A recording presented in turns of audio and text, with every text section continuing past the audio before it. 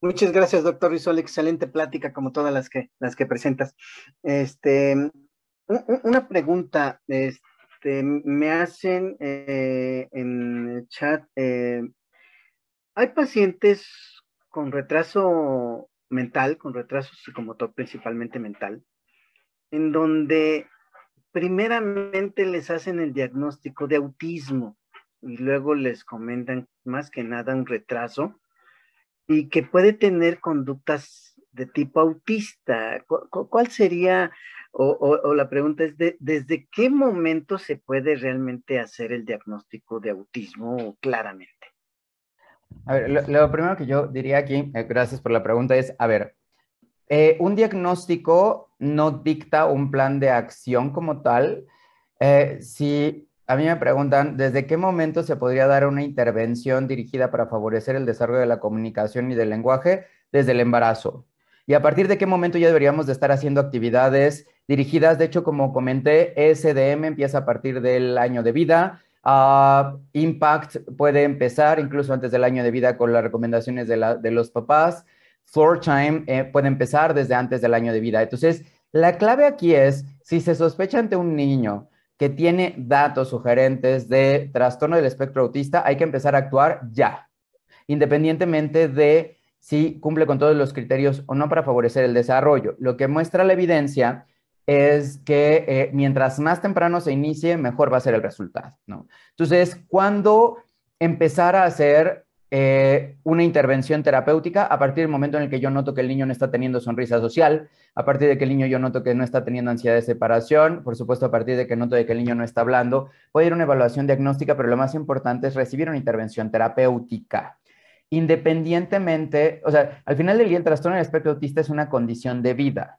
Lo que quiero decir es que va a permanecer a lo largo de la vida, puede mejorar o no, los criterios van cambiando a lo largo del tiempo. Y uno de los puntos importantes es, si tiene trastorno del lenguaje o si tiene trastorno del espectro autista, las intervenciones terapéuticas pueden funcionar para ambos. Lo importante es iniciarla lo más temprano posible y no esperar hasta que se puedan hacer evaluaciones diagnósticas o hasta que no se vaya a tener una sospecha por criterios diagnósticos para empezar una intervención. Esa es como la recomendación general que daría. No esperen hasta llegar a que el niño cumpla con un criterio diagnóstico completo para empezar una intervención. En el momento en el que empiece el niño a tener áreas de oportunidad en comunicación o interacción social que se identifiquen desde la forma más temprana posible, empezar una intervención. Y ya después puede ser de utilidad si el niño persiste a pesar de una intervención adecuada, con situaciones particulares, entonces ya hacer diferentes estrategias. Aquí preguntan, ¿le hace daño manejar al niño como autista si finalmente resulta no serlo? Nuevamente, lo que pasa es que la diferencia es que antes el modelo ABA era muy condicionante, era haces esto y por lo tanto vas a hacer esto, haces esto y por lo tanto vas a hacer esto. Los modelos que mostré y las tendencias actuales en el manejo de los niños con trastorno del espectro autista están enfocadas en, uno, empoderar a los papás, dos, centrados en el niño, tres, seguir la guía del niño, cuatro, buscar con metas claras cómo irse desarrollando. Entonces, realmente no son intervenciones que sean dañinas si no se tiene trastorno del espectro autista. Son intervenciones que pueden ayudar para favorecer el desarrollo de los niños independientemente de la condición. ¿Por qué? Porque están centradas en el niño, siguen la guía del niño, empoderan a los papás y ayudan para no condicionar a los niños a tener respuestas, sino a que los niños vayan teniendo comportamientos que vayan siendo acorde a lo que se espera para su edad y a desarrollos integrales. Nuevamente, en SDM, el ayudar a un niño a control de esfínteres, a tomar la cuchara, que aprenda a guardar sus juguetes después del juego, no es algo que le vaya a hacer mal a un niño que no tenga la condición de trastorno del espectro autista. Por ejemplo, el aprender a compartir, el aprender a contar, el aprender a decir diferentes números tampoco. En el caso de SDM que tiene objetivos estructurados. Floor time es literal, es ir siguiendo la guía del niño para ir favoreciendo la comunicación y robusteciendo la comunicación y puede ayudar, pero ahí nuevamente la D es de desarrollo, está basada en el desarrollo, no en la etiqueta o en el diagnóstico. Y lo de impact puede servir como una lectura para los papás que tienen la pregunta de yo cómo le hago para poder comunicar o manejo de conductas problemáticas en mi hijo o en mi hija. Por eso todos en general dicen son modelos para autismo o niños con problemas del desarrollo, porque dejan claro que independientemente de que tenga o no trastorno del espectro autista, puede definitivamente favorecer a mejorar el desarrollo integral en la primera infancia, y todos los modelos que hablé en general, salvo Floor Time, son hasta antes de los 4 o los 5 años de edad. Gracias. Aquí dice, vivimos en una sociedad capitalista, muchos mitos respecto al autismo. También es importante escuchar a los autistas. Cualquier persona puede alcanzar su máximo potencial si se le dan las herramientas adecuadas. ¿Cómo poder despojarnos de nuestro pensamiento capitalista? A ver, yo diría, ahí el problema no es tanto el pensamiento capitalista, es el pensamiento de la enfermedad y del estigma, ¿no? Yo pondría ejemplos puntuales. En el mismo manual que tipifica el trastorno del espectro autista, el DSM-5, hasta la versión anterior a 1990, la homosexualidad estaba tipificada como una enfermedad, ¿no? El trastorno por déficit de atención e hiperactividad, hace más de 70 años se llamaba daño cerebral mínimo. Las situaciones de vida, cada vez más se habla de ahí que es un espectro, justamente porque es como la luz, diverge y va desde formas muy graves hasta formas que prácticamente la colindancia o la diferenciación con una persona que no tuviera el trastorno se vuelve gris o se vuelve complejo. Y entonces ahí lo que tenemos que ver, uno definitivamente tiene que ver la base con aspectos de seguros, ¿no? Muchas veces, si se cumple con criterios, entonces se puede llegar a tener un tratamiento o no. Eso es algo importante. Por eso aquí la clave es centrarse en la persona. ¿Qué es lo que queremos? Que sea una persona feliz, ¿no? Hay múltiples personas que tienen trastorno del espectro autista que son altamente funcionales, que les va muy bien en su vida y que pueden tener una vida plena mucho más que personas que no viven con la condición de trastorno del espectro autista. Entonces, es dejar de ver más allá de una versión capitalista, una versión de límite. Lo que a mí me pasa frecuentemente en la consulta, llegan papás y dicen, Toño, y entonces mi hijo se va a casar, va a ser feliz, va a poder estudiar. Yo les digo, pues a lo mejor no sigue estudiando, y ahora la tendencia de la costa este del estado, de la costa oeste de los Estados Unidos es, prefiero personas que sean altamente creativas y no PhDs.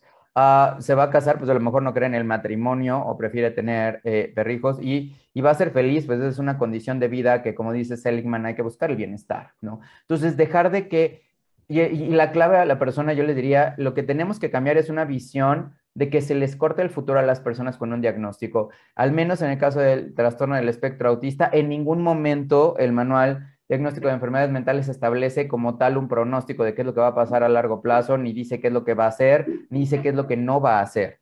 Dice cuáles son los criterios para hacer un diagnóstico, pero en ningún momento está diciendo qué es lo que no va a hacer la persona, qué es lo que va a poder alcanzar. Eso solamente a través de intervenciones efectivas, eficaces y centradas en la persona, además de un modelo centrado en la persona, es que puede lograr hacerse un cambio para el desarrollo integral.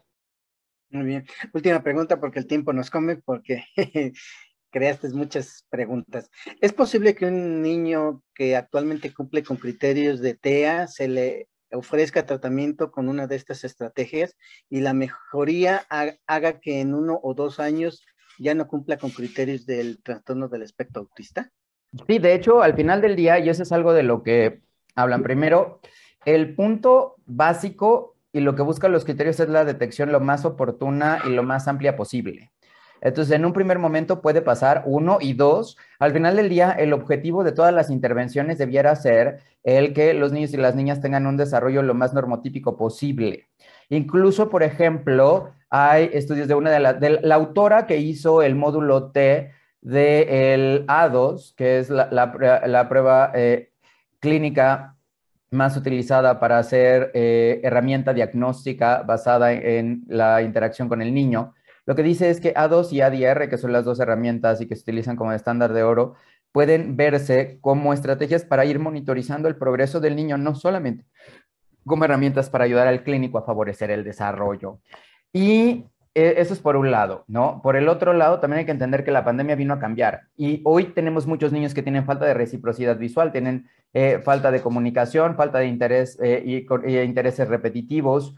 Y realmente esto está causado por un trastorno neurobiológico o está causado por los efectos del confinamiento y la pandemia. Es algo que no vamos a poder saber inmediatamente, pero definitivamente vamos a ver muchos niños que tienen problemas de lenguaje, que tienen problemas de comunicación, que tienen problemas de socializar con otras personas, que tienen falta de contacto visual hoy, y que muchos de esos niños con este tipo de intervenciones u otras pueden mejorar y dejar de cumplir criterios de riesgo en etapas tempranas. Y la gran pregunta es, ¿realmente lo tuvo o no lo tuvo? Lo importante es de que ya en el momento actual estén en una condición de vida mejor. Incluso las pruebas para, por ejemplo, las pruebas de entrevista o las pruebas, se pregunta cuál es la condición actual y la condición antecedente. El objetivo al final del día es que cualquier persona pueda llegar a tener su mejor nivel de desarrollo y que el pasado, como dice una definición de la escuela, el pasado nos permite comprender nuestro presente para planear y mejorar nuestro futuro. Es lo que debería de ser el diagnóstico,